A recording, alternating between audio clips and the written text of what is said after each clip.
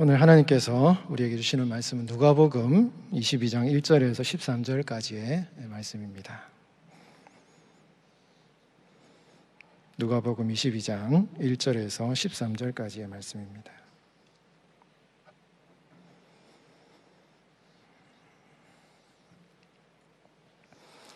한 절씩 교독하겠습니다. 유월절이라 하는 무교절이 다가오매 대제사장들과 서기관들이 예수를 무슨 방도로 죽일까 궁리하니 그들이 백성을 두려워함이더라. 12 중에 하나인 가룟이니라 부르는 유다에게 사탄이 들어가니 이에 유다가 대제사장들과 성전 경비대장들에게 가서 예수를 넘겨줄 방도를 의논하며 그들이 기뻐하여 돈을 주기로 언약하는지라. 유다가 허락하고 예수를 무리가 없을 때 넘겨줄 기회를 찾더라. 유월절 양을 잡을 무교절 날이 이른지라. 예수께서 베드로와 요한을 보내시며 이르시되 가서 우리를 위하여 유월절을 준비하여 우리로 먹게 하라. 여짜오되 어디서 준비하기를 원하시나이까? 이르시되 보라 너희가 성내로 들어가며 물 한 동이를 가지고 가는 사람을 만나리니 그가 들어가는 집으로 따라 들어가서 그 집 주인에게 이르되 선생님이 내게 하는 말씀이 내가 내 제자들과 함께 유월절을 먹을 객실이 어디 있느냐 하시더라 하라. 그리하면 그가 자리를 마련한 큰 다락방을 보이리니 거기서 준비하라 하시니 함께 봉독합니다. 그들이 나가 그 하신 말씀대로 만나 유월절을 준비하니라. 아멘. 유월절을 준비하니라 라는 제목으로 우리 하나님 말씀 전하도록 하겠습니다. 우리 구원받은 성도들을 하나님께서는 항상 인도하십니다.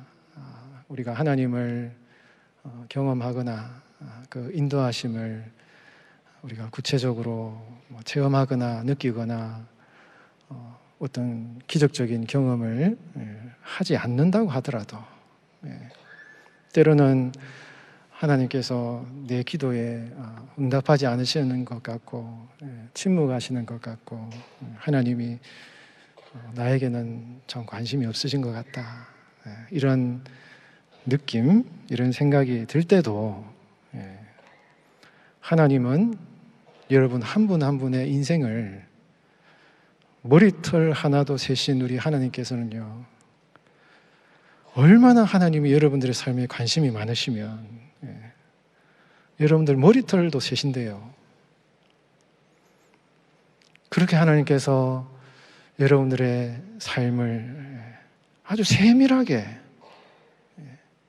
아주 구체적으로 인도하고 계신다 라는 사실을 여러분 꼭 믿으시길 바랍니다. 확신하시길 바랍니다. 그건 우리가 그것을 느끼느냐 안 느끼느냐와 상관이 없어요. 우리가 그것을 감각적으로 체험하든 경험하든 상관없이 하나님의 말씀이 그걸 우리에게 가르쳐주고 있고 그 말씀을 믿기를 원하시는 것이 하나님의 뜻인 것입니다. 아무리 우리가 어렵고 힘든 일을 당해도 하나님은요, 여러분들의 삶에 순간순간 단 1초라도 여러분들의 삶을 향한 하나님의 그 눈길이 벗어난 적이 없는 것입니다. 정말 하나님은 여러분들 인도하고 계셔요. 이 사실을 여러분 꼭 확신하시길 바랍니다. 하나님은 우리를 향하여서 너희는 나의 자녀다, 나는 너의 아버지다. 이런 자녀를 키워보면 아시잖아요. 우리 사랑하는 아들, 딸 지금 어디 밖에 나가서 뭐하고 다니는지 항상 부모님들은 자녀들의 삶과 행동과 일거수일투족에 관심이 많은 것입니다. 걔가 저 멀리 해외에 가서 군생활을 하든 저 멀리 유학을 가 있든 그들이 부모의 어떤 전화를 못 받고 그냥 멀리 떨어져 있든 간에 그 자녀를 향한 부모의 사랑과 관심은요, 항상 떠나질 않는 거예요. 인간의 어떤 인간으로서 부모의 그런 관심은 한계가 있지만 천지 만물을 창조하신 하나님, 이 천지 만물에 충만하신 하나님께서는요, 여러분들이 어디에 가든지 어떠한 삶의 자리에 있든지 항상 그곳에서 여러분들과 함께 하셔서 여러분들의 삶을 잘 인도하고 계신다. 이 사실을 마음에 꼭 확신하시고 그 믿음으로 여러분 살아가시기 바랍니다. 하나님이 그러면 어떻게 해야 여러분 그 하나님의 인도하심이 어떻게 우리가 구체적으로 임하시느냐, 그런 걸 여러분 우리 말씀을 통해서 잘 살펴볼 필요가 있는 것입니다. 여러분, 하나님께서 우리를 인도하실 때요, 가장 좋은 하나님의 인도하심은요, 기록된 말씀을 통해서 우리를 인도하실 때 성도들의 삶은 가장 복되어요. 여러분, 하나님이 막 나타나가지고, 여러분들 확 나타나가지고, 야, 이거 저렇게 해라, 이거 이렇게 해라, 막 지도하시면 좋을 것 같겠죠. 그럼 편할 것 같겠죠? 그렇게 되면 인간은요, 1초마다 범죄하게 되어 있어요. 왜?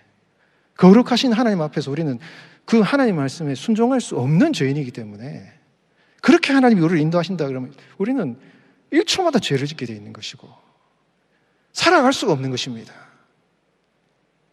하나님이 그렇게 우리를 인도하지 않으시는 것이 성도들에게는 복된 것이에요.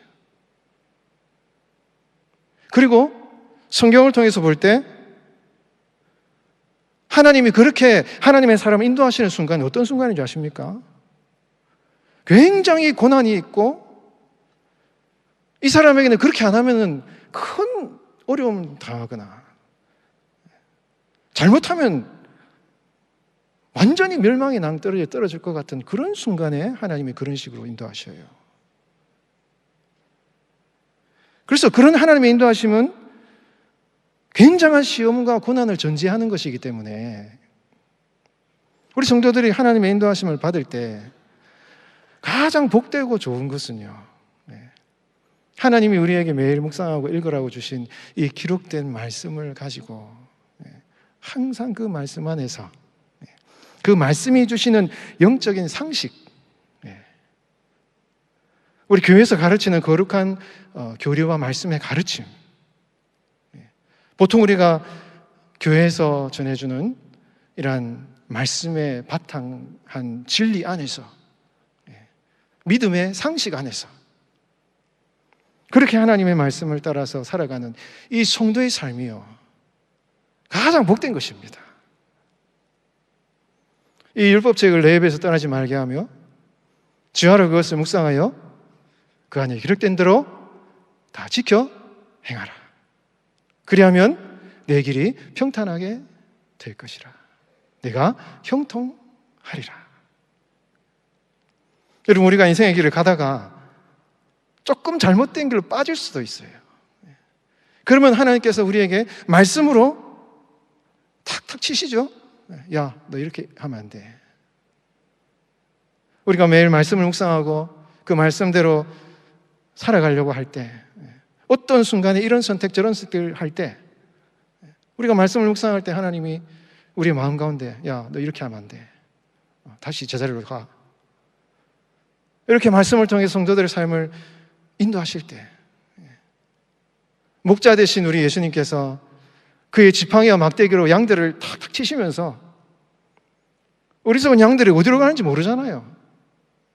엉뚱한 데로 갈 때 목자 되신 예수님께서 막대기로 탁탁 이렇게 치실 때, 아, 이거 내가 잘못됐구나, 제대로 살아야지 하고 그 기록된 말씀 가운데서 제대로 된 길을 걸어갈 때, 그게 바로 형통한 성도의 삶이다 라는 것을 성경은 우리에게 말씀하고 있는 것입니다.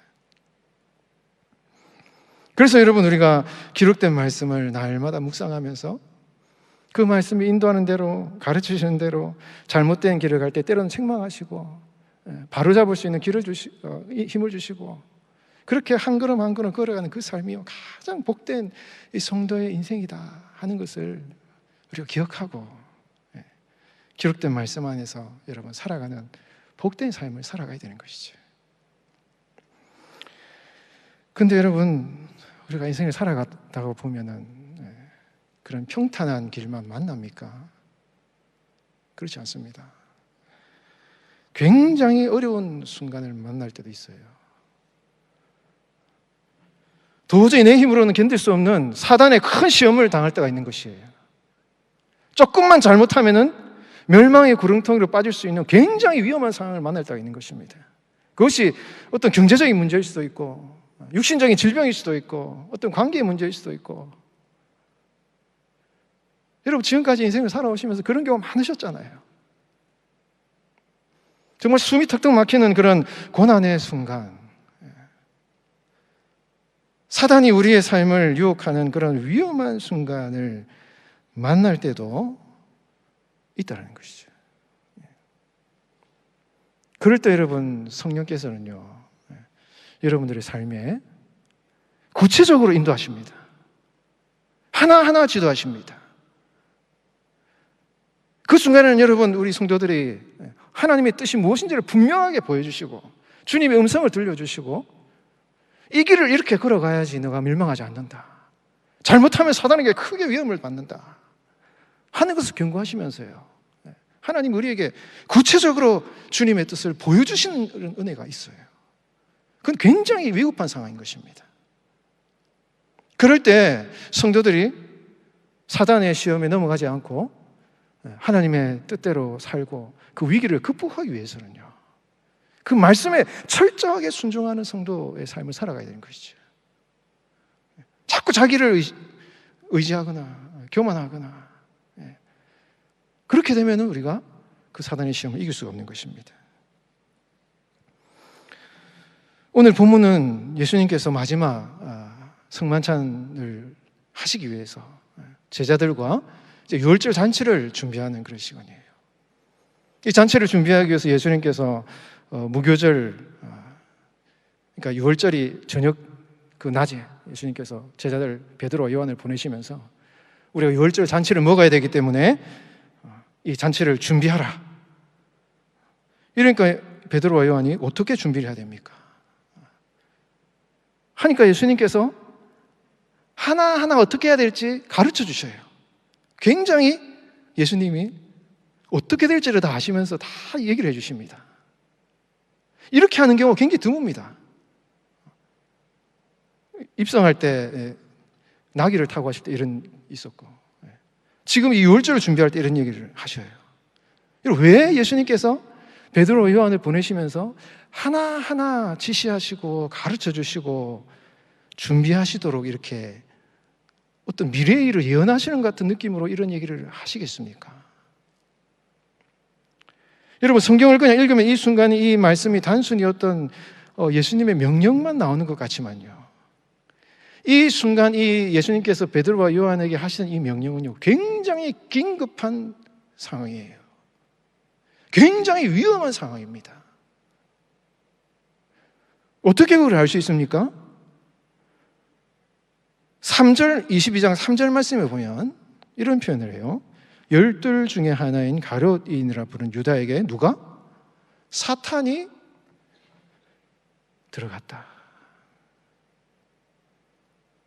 예수님을 시험했던 그 사탄이요, 예수님을 시험하고 잠깐 얼마 동안 떠났습니다. 떠났어요. 그런데 그 사탄이 예수님을 죽이기 위해서 가룟 유다에게 다시 들어왔습니다. 요한복음에 봐도 유다에게 사단이 들어갔고 그런 표현이 나와요. 이 지금 가룟 유다가 사단의 영향 하에서 예수님을 죽이려는 음모를 꾸미고 있는 것이에요. 이거는 지금 여러분 예수님과 사단의 싸움이에요. 굉장히 위급한 상황인 것입니다. 왜 예수님께서 하나하나 가르쳐 주셨겠습니까? 오늘 2절에도 나오지만은 대제사장과 서기관들이 예수님을 죽이려고 했는데 백성들이 두려워해서 죽이지 못하고 있었다는 거예요. 이게 왜 그렇습니까? 예수님 주위에는 많은 사람들이 모여있기 때문에 혼자 예수님이 계시는 그 타이밍을 못 잡은 거예요. 혹시 예수님을 그때 체포를 하면은 이 예수님을 따르는 많은 무리들이 어떤 폭동을 일으킬까 봐 두려워가지고 예수님이 혼자 있는 그런 기회를 찾지 못한 거예요. 그러니까 이 대제사장 서기관들이 언제 한번 이 예수님이 혼자 있는 그 타이밍을 잡을까 하고는 온갖 생각을 지금 다 하고 있다는 것입니다.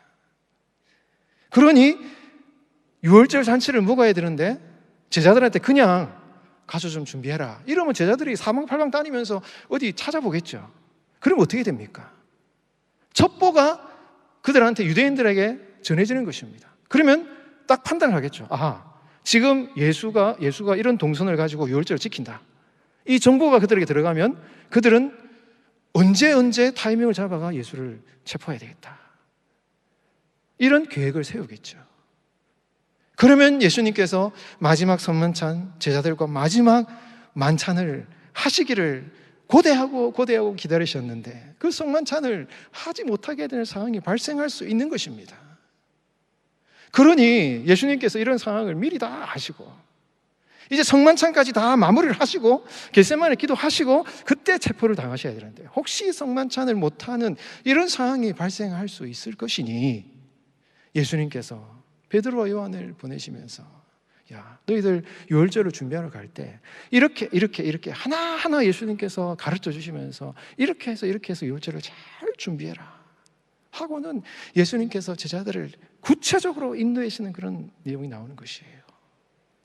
만약에 이렇게 안 됐으면요, 제자들이 조금만 잘못해서 정보가 새어 나가거나 유대인들에게 발각이 되면 이거는 큰일 나는 일이 일어나는 것이기 때문에, 위험한 순간이기 때문에, 그리고 그 대제사장과 서기관들, 그리고 그와 협력한 가룟 유다, 이 존재들은 인간의 겉모양만 나타나는 존재들의 일이 아니라 그 이면에서 지금 예수님을 죽이는 사단이 그 뒤에서 역사하고 있기 때문에 이건 굉장히 영적 싸움이기 때문에 이것은 굉장히 긴급한, 긴박한 상황이다 하는 것을 우리가 알게 되는 것이죠. 이거는 단순히 여러분 그냥 어떤 일반적인 하나님의 말씀의 교훈을 따라 살아가서는 극복할 수 없는 그런 상황에 만난 것이에요. 이 순간부터 뒤에 나오는 내용까지요, 계속 여러분 이 사단이, 가룟 유다에게 들어간 이 사단이 이 내용부터 이후에는 계속 예수님과 사단과 제자들, 이 영적 싸움이 계속되고 있는 내용들이 나오고 있어요. 그렇기 때문에 이런 순간이기 때문에 예수님께서 제자들에게 구체적으로 하나님의 말씀을 가르쳐 주고 있는 것입니다. 여러분, 이런 시험과 이런 위기가 제자들에게만 있겠습니까? 우리는 예수님이 부르신 그날까지, 예수님이 다시 재림하신 그날까지 항상 이 사단과의 영적 전쟁을 해야 되는 거예요. 평안하게 성경 말씀 펴서 묵상하며 살아갈 수 있는 그런 순간도 있습니다. 그렇게 살아가는 게 성도들은 가장 안전하고 평안해요. 여러분, 그렇게 살아가실 때 하나님이 왜 나에겐 인도 안 하시나? 이런 생각을 하지 마시기 바랍니다. 왜냐하면 그 순간이 가장 평안한 순간이에요. 날마다 주님의 말씀 안에서 그 말씀, 기록된 말씀 묵상하면서 내가 바른 길을 걸어가는 그것이 가장 행복한 순간이에요. 불평할 필요가 없는 것입니다. 감사해야 되는 것입니다. 그러나 여러분, 우리가 살아가다 보면 정말 힘든 순간을 만나게 될 텐데, 정말 주님의 인도하심이 아니면은 견딜 수 없는 사단의 시험을 우리가 만날 수 있는데, 그때는요, 우리가 승리하기 위해서는 하나님의 말씀에 철저하게 순종하고 그 말씀대로 여러분 걸어가야 낭떠러지에 떨어지지 않는 것이에요. 사단에게 여러분 넘어지지 않는 것입니다. 자칫 잘못하면 멸망의 구렁텅이에 빠지는 것이에요. 어리석은 이 어린 양들이 구렁텅이에 떨어지는 것 똑같아요, 여러분. 목자 되신 예수님이 이 길을 가라고 말씀하실 때 내 마음대로 내 뜻대로 가서는 안 되고 주님이 인도하시는 그 길 따라요, 주님만 바라보고 주님, 내가 주님만 따르겠습니다 하고 가야 되는 것이에요. 그래야 여러분 우리가 승리하며 사단을 이기고 승리할 수가 있는 것입니다. 여러분, 성경은 이 예수님의 고난의, 십자가의 고난 가운데 두 사람의 인생을 대조해요. 첫 번째는 가룟 유다고 두 번째는 베드로입니다. 이 가룟 유다가 예수님을 배반한 이 사건은요, 구약 성경에 이미 예언된 것이고, 이 가룟 유다는 이미 사단에게 내어준 사람이에요. 그래서 똑같이 예수님을 배반한 베드로, 어떻게 보면 가룟 유다보다 더 못된 일을 한 사람이 베드로예요. 성경에 자세히 나와 있지 않지만 가룟 유다는 아마 이 가룟, 아마 약간 열심당에 속한 그런 사람이었고, 아마 정치적인 목적을 가지고 예수님이 혹시나 이런 어떤 유대인들의 체포를 당했을 때 우리가 기대하는 메시아로서의 어떤 기적을 일으키지 않을까, 이런 의도가 있었다라는 해석을 하는 학자들도 있어요. 그의 은 30이라는 굉장히 작은 돈이기 때문에 이거는 뭐 이익을 보려고 유다가 예수님을 팔았다고 보기 좀 어려운 것입니다. 아마도 어떤 정치적인 목적이 있었지 않나. 굉장히 똑똑한 사람이거든요. 동괴를 맡을 정도. 그래서 그런 어떤 정치적인 의도를 가졌다고 생각할 수 있는데, 베드로는요 아주 비겁한 행동을 한 것입니다. 성만찬 순간에 예수님께서 이 중에서 나와 함께 먹는 사람 중에 나를 팔 자가 있을 것이다, 그렇게 하니 베드로가 절대 나는 예수님을 떠나지 않고 예수님을 버리지 않을 것입니다, 호언장담을 하는 거예요. 그러자 예수님께서 뭐라 하십니까? 우리가 읽지 않았지만 22장 31절 32절 말씀에 보면, 시몬아 시몬아 보라 사탄이 너를 밀가루 까부르듯 하려고 요구하였으나, 이 말이 무슨, 가룟 유다는 사단에게 내어줘 버렸어요 이제는. 그래서 사단이 굉장히 좋아한 것입니다. 이 유다는 완전 내 사람이다, 내 마음대로 움직인다. 그래서 이 사단이 이걸 생각하고 베드로도 나에게 달라, 베드로도 내가 넘어뜨리겠다, 그렇게 요구하였다는 거예요. 굉장히 이거는 여러분 심각한 얘기예요. 그런데 예수님께서 그런 요구를 했을 때, 시몬아 네가 아느냐, 사단이 그렇게 나에게 요구를 할 때 내가 절대 베드로는 내가 가룟 유다처럼 사단에게 내가 내주지 않으려고 내가 너를 위해서 간절히 기도했다. 미리 베드로에게 얘기를 하고는, 혹시 네가 그런 시험을 당할 때 내가 너를 위해서 기도하였던 이 기도를 기억하고 다시 회개하고 이 사도의 사명을 감당해라 하고는 미리 베드로에게 그 얘기를 하는 거예요.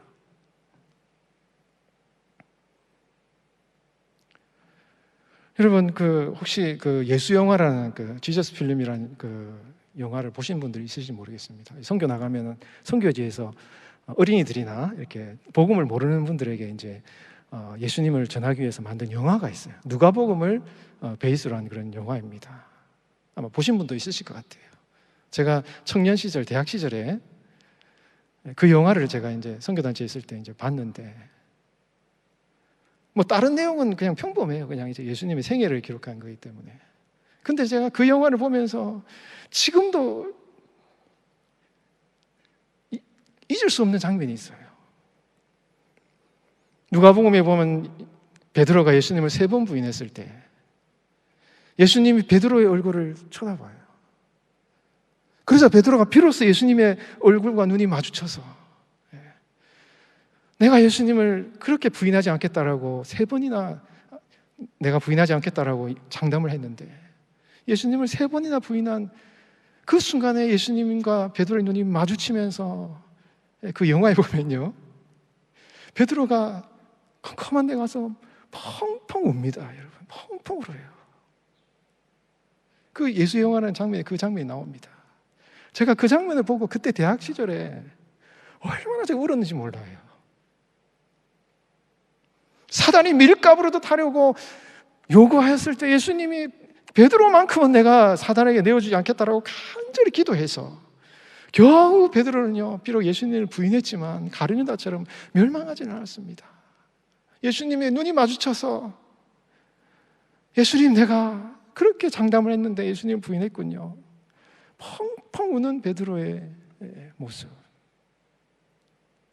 그 모습을 보면서 바로 그 모습이 바로 다른 사람의 모습이 아니라 바로 나의 모습이고, 예수님을 따르겠다고 그렇게 주님의 길을 따르겠다고 지금까지 살아왔는데 그렇게 내가 예수님을 따르지 않고 예수님을 부인했구나 하는 그 베드로의 우는 모습이요 마치 나의 모습처럼 느껴졌다는 것이죠. 여러분, 저뿐이겠습니까? 다 여러분, 우리도 예수님을 위해 살겠다고, 예수님을 따라 살겠다고 결단하고 이렇게 주님의 뒤를 따라왔는데 우리 너무 연약한 거예요. 순간순간 사단의 유혹에 넘어져서 실패하고 넘어지고 좌절하고, 여러분, 예수님을 부인하는 순간 얼마나 많습니까, 여러분? 우리가 그렇게 연약한 존재인 것입니다. 그런데도 우리가 베드로같이 부족한 사람인데도 우리가 사단에게 넘어가서 우리가 멸망하지 않는 이유가 무엇입니까?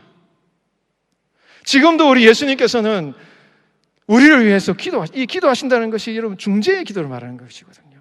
제사장적인 기도를 말하는 것입니다. 지금도 예수님께서 하늘 보좌에서 여러분 한 분 한 분을 위해서 우리 사랑하는 자녀 아들 딸들이 사단에게 넘어가서 시험에 들어서 그렇게 살아가지 않도록 우리 예수님께서 여러분 한 분 한 분을 위해서 간절히 지금도 중재의 기도를 하고 계시다라는 것을 여러분 우리가 잊지 말아야 되는 것이에요. 지금도 여러분 한 분 한 분을 위해서 우리 예수님께서 간절히 여러분 기도하고 계시는 것입니다. 그래서 우리가 그나마 이렇게 살아가고 있는 것이죠. 가룟 유다처럼 멸망하지 않고 넘어지지만은 베드로처럼 지금 이렇게 견디고 있는 것입니다. 그 예수님의 기도와 예수님의 그 중보의 기도를 여러분 기억하시기 바랍니다.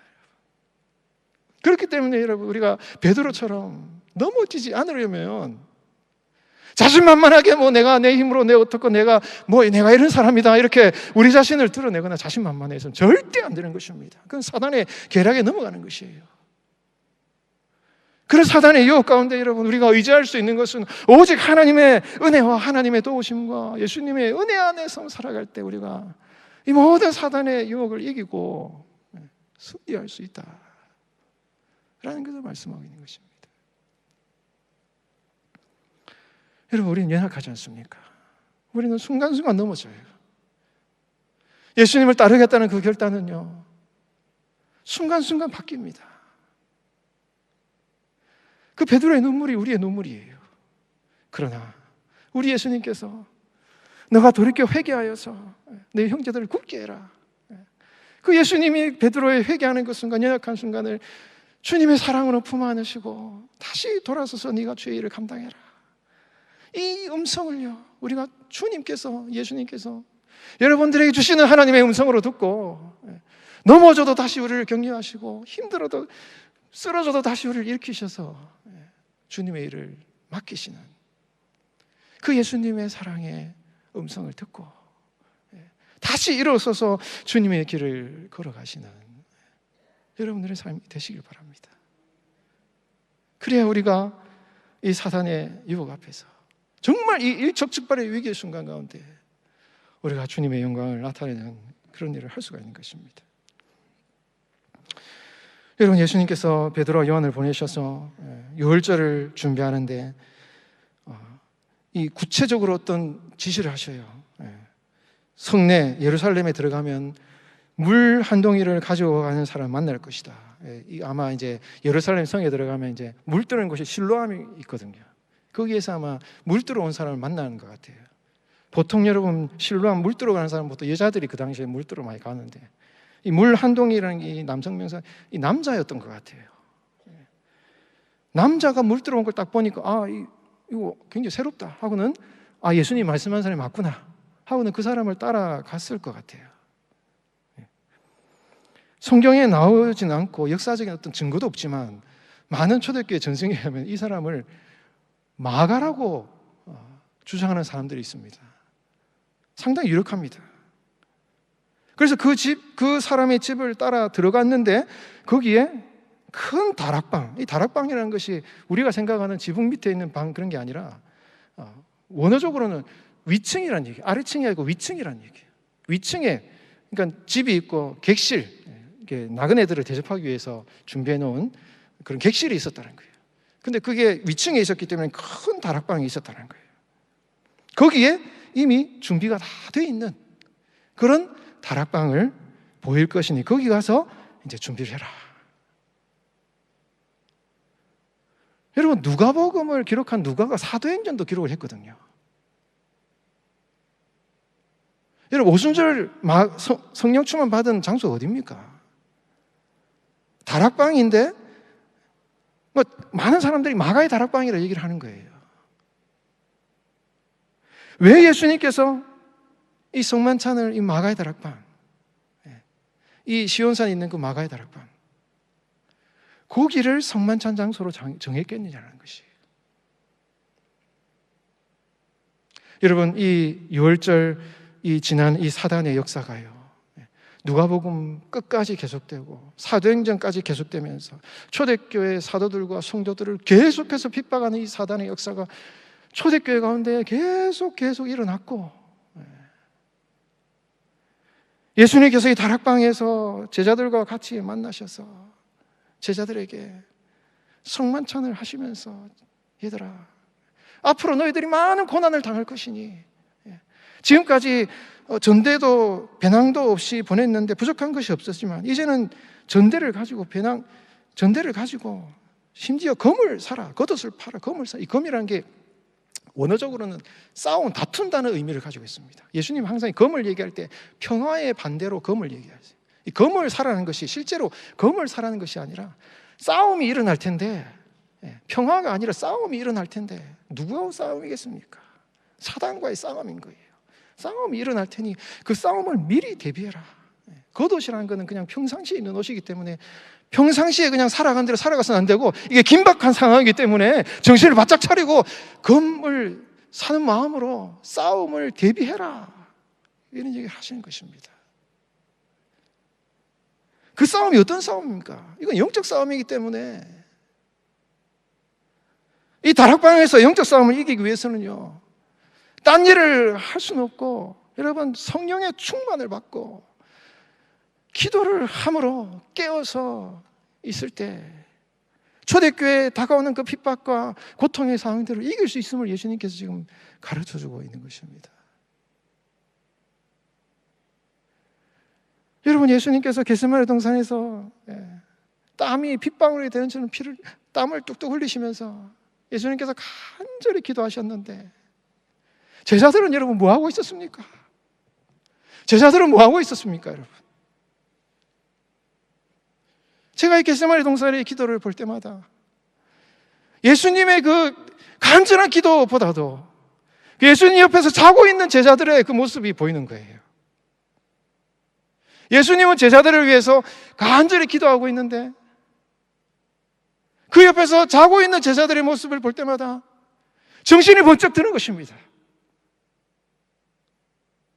그 자고 있는 제자들의 모습이 바로 나의 모습이고 우리의 모습이 아닌가, 그렇게 생각될 때, 사단이 밀가부르듯 제자들을 핍박하려는 그런 순간에 예수님께서는 깨어서 이런 땀을 뻘뻘 흘리면서 기도하시는데, 제자들은 옆에서 자고 있는 그런 모습 보면서,